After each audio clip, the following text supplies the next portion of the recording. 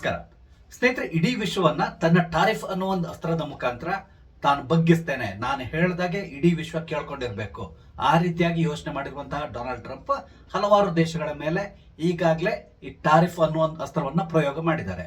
ಅದರಲ್ಲಿ ಭಾರತ ಕೂಡ ಒಂದು. ನಿಮ್ಗೆ ಗೊತ್ತಿದೆ, ಈಗಾಗಲೇ ನಮ್ಮ ಮೇಲೆ 25% ಪ್ಲಸ್ 25%, ಅಂದ್ರೆ ರಷ್ಯಾದ ಜೊತೆ ನಾವು ಆಯಿಲ್ ಪರ್ಚೇಸ್ ಮಾಡ್ತಾ ಇದೀವಲ್ಲ, ಅದಕ್ಕಾಗಿ ಅಡಿಷನಲ್ 25%, ಟೋಟಲ್ 50% ವರೆಗೆ ಟಾರಿಫ್ ನ ಭಾರತೀಯ ಗೂಡ್ಸ್ ಗಳ ಮೇಲೆ ಅಮೆರಿಕದ ಅಧ್ಯಕ್ಷ ಹೇರಿದ್ದಾರೆ.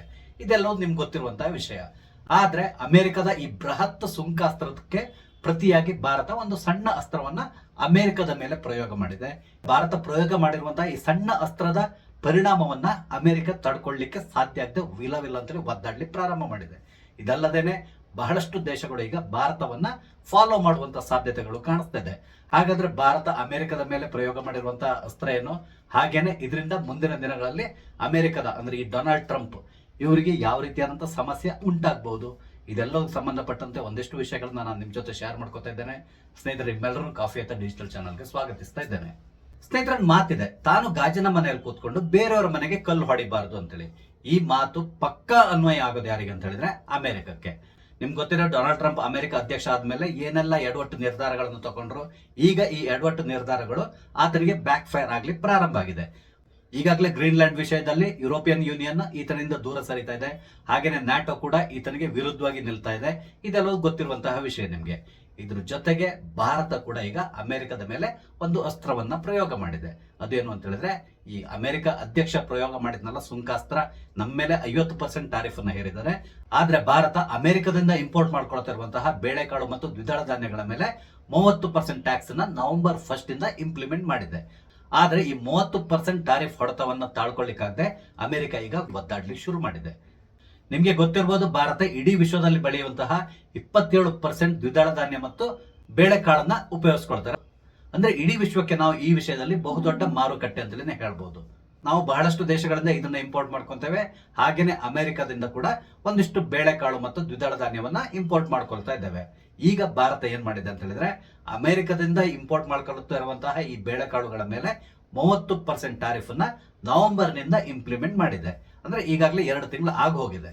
ಆದ್ರೆ ಇದ್ರ ಎಫೆಕ್ಟ್ ಈಗ ಅಮೆರಿಕದಲ್ಲಿ ಕಾಣಿಸ್ಕೊಳ್ಳಿ ಶುರುವಾಗಿದೆ. ನಿಮ್ಗೆ ಗೊತ್ತಿರಬಹುದು, ಭಾರತದ ಮೇಲೆ 50% ಟಾರಿಫ್ ಅನ್ನ ಹೇರಿದ್ರು ಕೂಡ ಭಾರತ ಅಷ್ಟೊಂದು ತಲೆ ಕೆಡಿಸ್ಕೊಳ್ಲಿಕ್ಕೆ ಹೋಗಿಲ್ಲ. ಈಗ ಹೇಳ್ತಾ ಇದ್ದಾರೆ 500% ಟಾರಿಫ್ ಅನ್ನ ಹೇರ್ತೇವೆ ಅಂತಕೊಂಡು. ಅದಕ್ಕೆ ಸಂಬಂಧಪಟ್ಟಂತೆ ಮಾತುಕತೆಗಳು ನಡೀತಾ ಇದೆ. ಇದೆಲ್ಲದು ನಿಮ್ಗೆ ಗೊತ್ತಿರುವಂತಹ ವಿಷಯ. ಅಮೆರಿಕ ಈ ರೀತಿಯಾಗಿ ಭಾರತದ ಮೇಲೆ ಯಾಕೆ ಪ್ರೆಷರ್ ಹಾಕ್ತಾ ಇದೆ ಅನ್ನೋದು ಕೂಡ ನಿಮ್ಗೆ ಗೊತ್ತಿದೆ.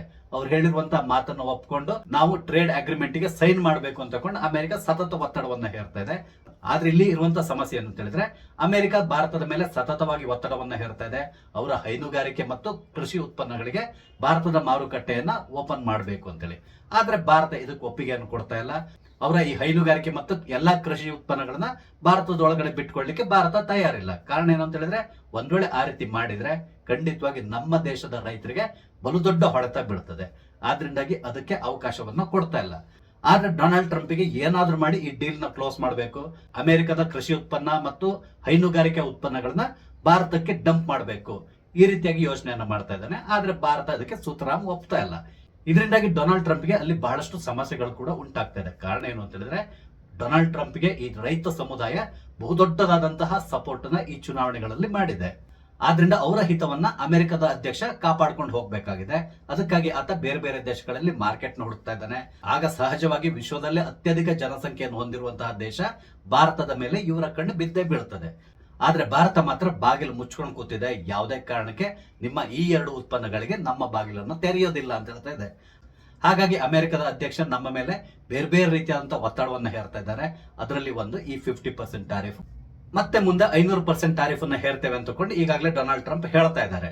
ಅದೇನೇ ಇರಲಿ, ಇಲ್ಲಿ ಪ್ರಮುಖ ವಿಷಯಕ್ಕೆ ಬರೋದಾದ್ರೆ, ಯಾವಾಗ ಭಾರತ ನವೆಂಬರ್ ನಿಂದ ಈ 30% ಟಾರಿಫ್ ಅನ್ನ ಈ ಬೇಳೆಕಾಳುಗಳ ಮೇಲೆ ಹಾಕ್ತೋ, ಅಲ್ಲಿ ಅತಿ ಹೆಚ್ಚು ಈ ಬೇಳೆಕಾಳುಗಳನ್ನ ಬೆಳೆಯುವಂತಹ 2 ರಾಜ್ಯಗಳಿದೆ. ಒಂದು ನಾರ್ತ್ ಡಕೋಟಾ, ಇನ್ನೊಂದು ಮೊಂಟಾನಾ.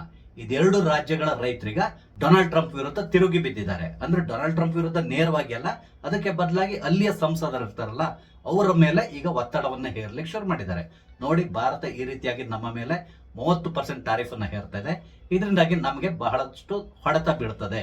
ಆದ್ರಿಂದ ಏನಾದ್ರೂ ಮಾಡಿ ಭಾರತದ ಮೇಲೆ ಒತ್ತಡವನ್ನ ಹೇರಿ ಈ 30% ಟಾರಿಫ್ ಅನ್ನ ಕಟ್ ಮಾಡಿಸಿ, ಈ ರೀತಿಯಾಗಿ ಕೇಳ್ತಾ ಇದ್ದಾರೆ. ಇಲ್ಲಿ ನೀವು ಭಾರತೀಯರ ಮನಸ್ಥಿತಿಯನ್ನು ಸ್ವಲ್ಪ ಅರ್ಥ ಮಾಡ್ಕೋಬೇಕಾಗ್ತದೆ. ಈಗ ನಾವೇನಾದ್ರೂ ಒಂದು ವಸ್ತುವಿಗೆ 100 ರೂಪಾಯಿ ಕೊಟ್ಟು ತಗೊಳ್ತಾ ಇದ್ವಿ ಅಂತ ಹೇಳಿ ಇಟ್ಕೊಳ್ಳಿ, ನೆಕ್ಸ್ಟ್ ಡೇ ಅದು 130 ರೂಪಾಯಿ ಆದ್ರೆ ಖಂಡಿತವಾಗಿ ನಾವು ಅದನ್ನ ತಗೊಳ್ಳಿಕ್ ಹೋಗಲ್ಲ. ಎಲ್ಲಿವರೆಗೆ ಅಂದ್ರೆ 2 ರೂಪಾಯಿ ಡಿಫ್ರೆನ್ಸ್ ಇದ್ರೂ ಕೂಡ ನಾವು ಬೇರೆ ಅಂಗಡಿಯನ್ನು ಹುಡ್ಕೊಂಡು ಹೋಗ್ತೇವೆ. ಈ ಕಂಪನಿ ಅದ್ ಬೇಡಪ್ಪ, ಇನ್ನೊಂದು ಕಂಪನಿಯನ್ನು ನೋಡ್ತೇವೆ ಅಂತ ತಗೊಂಡು ಬೇರೆ ಕಡೆ ನಾವು ಹುಡ್ಕೊಂಡು ಹೋಗ್ತೇವೆ. ಆದ್ರೆ ಇದ್ದಕ್ಕಿದ್ದಾಗೆ ಈ ಬೇಳೆಕಾಳುಗಳನ್ನ ನಾವು 30% ಜಾಸ್ತಿ ದುಡ್ಡು ಕೊಟ್ಟು ತಗೊಳ್ಳಿಕ್ಕೆ ಖಂಡಿತವಾಗಿ ಭಾರತೀಯ ಕನ್ಸ್ಯೂಮರ್ ರೆಡಿ ಇರಲ್ಲ. ಇದು ಅಮೆರಿಕದವರಿಗೆ ಕೂಡ ತುಂಬಾ ಚೆನ್ನಾಗಿ ಗೊತ್ತಿದೆ. ಹಾಗಾಗಿ ಅವರ ಈ ಬೇಳೆಕಾಳುಗಳಿಗೆ ಭಾರತದ ಮಾರುಕಟ್ಟೆ ಅತಿ ದೊಡ್ಡ ಹೊಡೆತವನ್ನ ಕೊಡ್ತದೆ. ಆದ್ರಿಂದ ಈಗ ಅಲ್ಲಿಯ ರೈತ ತಮ್ಮ ಕ್ಷೇತ್ರದ ಸಂಸದರ ಮೇಲೆ ಒತ್ತಡವನ್ನು ಹೇರ್ಲಿಕ್ಕೆ ಶುರು ಮಾಡಿದ್ದಾರೆ. ಈಗಾಗಲೇ ನಾರ್ತ್ ಡಕೋಟಾ ಮತ್ತು ಮಂಟಾನದ ಸಂಸದರು ಜಂಟಿಯಾಗಿ ಡೊನಾಲ್ಡ್ ಟ್ರಂಪ್ಗೆ ಒಂದು ಕಾಗದವನ್ನ ಬರೆದಿದ್ದಾರೆ. ನೋಡಿ, ಈ ರೀತಿಯಾಗಿ ಭಾರತ 30% ಟಾರಿಫ್ ಅನ್ನ ನಮ್ಮ ಬೇಳೆಕಾಳುಗಳ ಮೇಲೆ ಹೇರ್ತಾ ಇದೆ.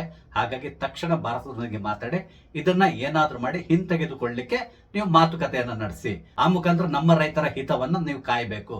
ಈ ರೀತಿಯಾಗಿ ಈಗ ರಿಕ್ವೆಸ್ಟ್ ಮಾಡ್ಕೊಳ್ಳಿ ಶುರು ಮಾಡಿದ್ದಾರೆ. ಇದೀಗ ಡೊನಾಲ್ಡ್ ಟ್ರಂಪ್ಗೆ ಒಂದ್ ರೀತಿ ಪೀಕಲಾಟಕ್ಕೆ ತಂದು ಬಿಟ್ಟಿದೆ. ಕಾರಣ ಏನು ಅಂತ ಹೇಳಿದ್ರೆ, ಇಡೀ ವಿಶ್ವದಲ್ಲಿ ಅಮೆರಿಕದ ವಿರುದ್ಧವಾಗಿ ಸೆಟೆದು ನಿಂತಿರುವಂತಹ ಕೆಲವೇ ರಾಷ್ಟ್ರಗಳಲ್ಲಿ ಭಾರತ ಒಂದು. ಇನ್ನೊಂದು ಬಿಡಿ ಚೀನಾ ಇದೆ, ಹಾಗೇನೆ ಬ್ರೆಜಿಲ್ ಕೂಡ ಇದೆ. ಆದ್ರೆ ಅಮೆರಿಕಕ್ಕೆ ಪ್ರಮುಖ ಮಾರುಕಟ್ಟೆ ಯಾವುದು ಅಂತ ಹೇಳಿದ್ರೆ ಭಾರತ. ಭಾರತ ಈ ರೀತಿಯಾಗಿ ಸೆಟೆದು ನಿಂತ ತಕ್ಷಣ ಭಾರತ ಏನ್ ಮಾಡ್ಲಿಕ್ಕೆ ಹೊರಟಿದ್ಯೋ ಅದನ್ನೇ ಬೇರೆ ದೇಶಗಳು ಕೂಡ ಮಾಡುವಂತ ಸಾಧ್ಯತೆ ಇರ್ತದೆ. ಒಂದ್ ವೇಳೆ ಎಲ್ಲಾ ದೇಶಗಳು ಅಮೆರಿಕದ ಪ್ರಾಡಕ್ಟ್ ಗಳ ಮೇಲೆ ಈ ರೀತಿಯಾಗಿ ಟಾರಿಫ್ ಅನ್ನು ಹೇರ್ಲಿಕ್ಕೆ ಶುರು ಮಾಡಿದ್ರೆ ಆಗ ಅಮೆರಿಕದ ಮಾರುಕಟ್ಟೆ ಸಂಪೂರ್ಣವಾಗಿ ಕುಸಿದು ಹೋಗ್ಬಿಡ್ತದೆ. ಇದರಿಂದಾಗಿ ಅಲ್ಲಿಯ ರೈತರು ಇರ್ಬೋದು ಅಥವಾ ಅಲ್ಲಿಯ ಉದ್ಯಮಿದಾರರು ಇರ್ಬೋದು, ಅವರಿಗೆ ಬಹುದೊಡ್ಡ ನಷ್ಟ ಉಂಟಾಗ್ತದೆ. ಆದ್ರಿಂದಾಗಿ ಈಗ ಅಲ್ಲಿಯ ಸಂಸದರು ಭಾರತದೊಂದಿಗೆ ಮಾತುಕತೆಯನ್ನು ನಡೆಸಿ ಅಂತಕೊಂಡು ಡೊನಾಲ್ಡ್ ಟ್ರಂಪ್ಗೆ ಪತ್ರವನ್ನ ಬರೀಲಿಕ್ಕೆ ಶುರು ಮಾಡಿದ್ದಾರೆ. ಇದು ಕೇವಲ ಪ್ರಾರಂಭ ಅಷ್ಟೇ. ಇನ್ನು ಮುಂದಿನ ದಿನಗಳಲ್ಲಿ ಭಾರತ ಅಮೆರಿಕದ ಈ ರೀತಿಯಾದಂತಹ ಹಲವಾರು ಉತ್ಪನ್ನಗಳ ಮೇಲೆ ಟ್ಯಾರಿಫ್ ಅನ್ನ ಹೇರುವಂತ ಸಾಧ್ಯತೆ ಇರ್ತದೆ. ಆಗ ಅಮೆರಿಕನರಿಗೆ ಇದರ ಬಿಸಿ ಚೆನ್ನಾಗಿ ತಡ್ತದೆ ಅಂತ ಹೇಳ್ಬೋದು. ಇಲ್ಲಿ ನಿಮ್ಗೆ ಇನ್ನೊಂದು ವಿಷಯವನ್ನು ಹೇಳಲಿಕ್ಕೆ ಇಷ್ಟಪಡ್ತೇನೆ. ಅದೇನು ಅಂತ ಹೇಳಿದ್ರೆ, ಭಾರತ ಯಾವತ್ತೂ ಕೂಡ ರಫ್ತನ್ನ ಆಧರಿಸಿರುವಂತಹ ದೇಶ ಅಲ್ಲ. ನಮ್ಮ ದೇಶದಲ್ಲಿ ಬಹುದೊಡ್ಡದಂತ ಮಾರುಕಟ್ಟೆ ಇದೆ. ಹಾಗಾಗಿ ಬಹಳಷ್ಟು ಉತ್ಪನ್ನಗಳನ್ನ ನಾವು ದೇಶೀಯವಾಗಿ ಮಾರಾಟ ಮಾಡ್ಕೊಳ್ತೇವೆ. ಅದ್ರ ಜೊತೆ ಅಮೆರಿಕವನ್ನ ಬಿಟ್ಟು ಬೇರೆ ಬೇರೆ ದೇಶಗಳಲ್ಲಿ ಕೂಡ ನಾವು ಮಾರುಕಟ್ಟೆಯನ್ನು ಹುಡುಕ್ತಾ ಇದ್ದೇವೆ. ಈಗಾಗಲೇ ಅದರ ಪರಿಣಾಮಗಳು ಕೂಡ ಕಾಣಿಸ್ಕೊಳ್ಳಿ ಶುರುವಾಗಿದೆ. ಮುಂದಿನ ದಿನಗಳಲ್ಲಿ ನಿಧಾನವಾಗಿ ಭಾರತ ಅಮೆರಿಕದ ಡಿಪೆಂಡೆನ್ಸಿಂದ ಸಂಪೂರ್ಣವಾಗಿ ಹೊರಬರುವಂತ ಸಾಧ್ಯತೆ ಇದೆ. ಒಂದ್ ವೇಳೆ ಆ ರೀತಿ ಆದ್ರೆ ಅಮೆರಿಕ ಕೂಡ ಮುಂದಿನ ದಿನಗಳಲ್ಲಿ ಬಹಳಷ್ಟು ನಷ್ಟವನ್ನು ಅನುಭವಿಸಬೇಕಾಗಿ ಬರ್ತದೆ. ಇದನ್ನ ಮನಗಂಡಿರುವಂತಹ ಈ ಇಬ್ಬರು ಸಂಸದರು ಈಗಾಗಲೇ ಡೊನಾಲ್ಡ್ ಟ್ರಂಪ್ಗೆ ಪತ್ರವನ್ನ ಬರೆಯುವ ಮುಖಾಂತರ ಭಾರತದೊಂದಿಗೆ ಮಾತುಕತೆಯನ್ನು ನಡೆಸಿ ಈ ಟಾರಿಫ್ ಅನ್ನ ಏನಾದ್ರೂ ಮಾಡಿ ಕಮ್ಮಿ ಮಾಡಿಸಿ ಈ ರೀತಿಯಾಗಿ ಮಾತಾಡಲಿ ಶುರು ಮಾಡಿದ್ದಾರೆ. ಆದ್ರೆ ಅಮೆರಿಕ ಸದ್ಯಕ್ಕೆ ಭಾರತದೊಂದಿಗೆ ಈ ವಿಷಯದ ಬಗ್ಗೆ ಮಾತಾಡುವಂತಹ ಪರಿಸ್ಥಿತಿಯಲ್ಲಿ ಇಲ್ಲ. ಕಾರಣ ಏನಂತ ಹೇಳಿದ್ರೆ, ಅಮೆರಿಕವೇ ನಮಗೆ ಈ ಅಸ್ತ್ರವನ್ನು ತೋರಿಸ್ಕೊಟ್ಟಿರುವಂತಹದ್ದು. ಅಂತದ್ರಲ್ಲಿ ಅಮೆರಿಕವೇ ಈಗ ನಮ್ಮ ಬಳಿ ಬಂದು ದಯವಿಟ್ಟು ಟಾರಿಫ್ ಅನ್ನ ಹೇರಬೇಡಿ ಅಂತ ಹೇಳಿದ್ರೆ ಭಾರತ ಖಂಡಿತವಾಗಿ ಅದಕ್ಕೆ ಒಪ್ಪಿಗೆ ಕೊಡುವಂತ ಸಾಧ್ಯತೆ ಇಲ್ಲ. ಅಥವಾ ಭಾರತ ಹೇಳ್ಬೋದು, ಓಕೆ, ನಮ್ಮ ಮೇಲೂ ನೀವು ಟಾರಿಫ್ ಅನ್ನ ಹೇರಿದಿರಲ್ಲ, ಅದನ್ನ ಕಮ್ಮಿ ಮಾಡಿ, ನಾವು ಇದನ್ನ ಕಮ್ಮಿ ಮಾಡ್ತೇವೆ. ಈ ರೀತಿಯಾಗಿ ಗಿವ್ ಅಂಡ್ ಟೇಕ್ ಪಾಲಿಸಿ ಪ್ರಕಾರ ಭಾರತ ಮಾತಾಡುವಂತ ಸಾಧ್ಯತೆ ಇದೆ. ಆದ್ರೆ ಅತ್ಯಂತ ಅಹಂಕಾರಿ ಅಧ್ಯಕ್ಷ ಅನ್ಸ್ಕೊಂಡಿರುವಂತಹ ಡೊನಾಲ್ಡ್ ಟ್ರಂಪ್ ಈ ರೀತಿಯಾಗಿ ಮಾಡುವಂತ ಸಾಧ್ಯತೆಗಳು ಇಲ್ವೇ ಇಲ್ಲ ಅಂತ ಹೇಳ್ಬೋದು. ಕಾರಣ ಏನು ಅಂತ ಹೇಳಿದ್ರೆ, ಒಂದ್ ವೇಳೆ ಆತ ಭಾರತದ ಎದುರಿಗೆ ತಲೆ ತಗ್ಗಿಸಿದ್ರೆ ಉಳಿದ ದೇಶಗಳು ಕೂಡ ಈತನ ಮೇಲೆ ಇದೇ ರೀತಿಯಾದಂತಹ ಅಸ್ತ್ರವನ್ನ ಪ್ರಯೋಗ ಮಾಡುವಂತ ಸಾಧ್ಯತೆ ಇರ್ತದೆ. ಆದ್ರಿಂದ ಸದ್ಯಕ್ಕೆ ಈ ಟಾರಿಫ್ ಯುದ್ಧ ಅನ್ನೋದು ಮುಂದುವರ್ಕೊಂಡು ಹೋಗ್ತದೆ. ನೋಡೋಣ ಮುಂದಿನ ದಿನಗಳಲ್ಲಿ ಇದರ ಪರಿಣಾಮ ಏನೆಲ್ಲ ಆಗ್ಬಹುದು ಅಂತಕೊಂಡು. ಸ್ನೇಹಿತರೆ, ನಿಮ್ಗೆ ಅನಿಸ್ತದೆ ಭಾರತ ಅಮೆರಿಕದ ಈ ಬೇಳೆಕಾಳುಗಳ ಮೇಲೆ 30% ಟಾರಿಫ್ ಅನ್ನ ಹೇರುವ ಮುಖಾಂತರ ಸರಿಯಾದಂತಹ ನಿರ್ಧಾರವನ್ನ ತಗೊಂಡಿದ್ಯಾ, ಅಥವಾ ಇದರಿಂದಾಗಿ ನಮ್ಗೆ ಏನಾದ್ರು ಸಮಸ್ಯೆ ಉಂಟಾಗ್ಬೋದಾ?